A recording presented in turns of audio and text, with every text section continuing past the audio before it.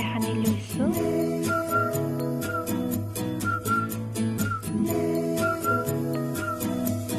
এতিয়া ব্ৰেডৰ টুকুৰাখিনি দি দিছোঁ। কাটি থোৱা পিঁয়াজখিনি দি দিছোঁ। জলকীয়া কেইটামান দি দিছোঁ। ৰিফাইন তেল অকণমান দি দিছোঁ যাতে বস্তুখিনি আনোতে হাতত লাগি নধৰে তাৰ বাবে। এতিয়া আটাইখিনি বস্তু মই হাতেৰে ভালদৰে সানিছোঁ। আপোনালোকে ইচ্ছা কৰিলে চামুচেৰেও সানিব পাৰে।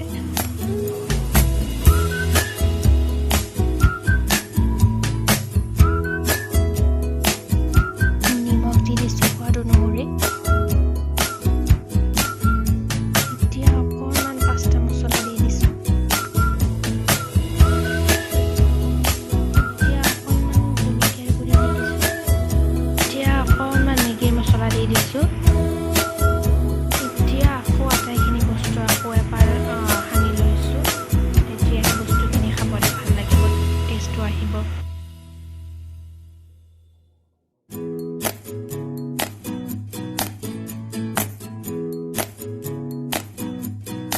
এতিয়া চপৰ বাবে এনেদৰে লাড়ুকেইটা বনাই লৈছোঁ।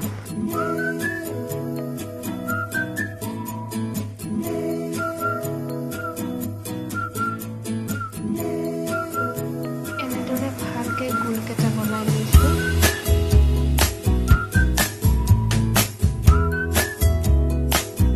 তেল গৰম হ'বলৈ দিছোঁ চপ ভাজিবলৈ।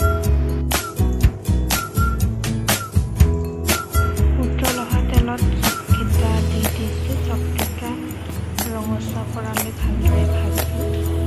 ফ্লেমটো ৰাখিছোঁ মই মিডিয়ামত।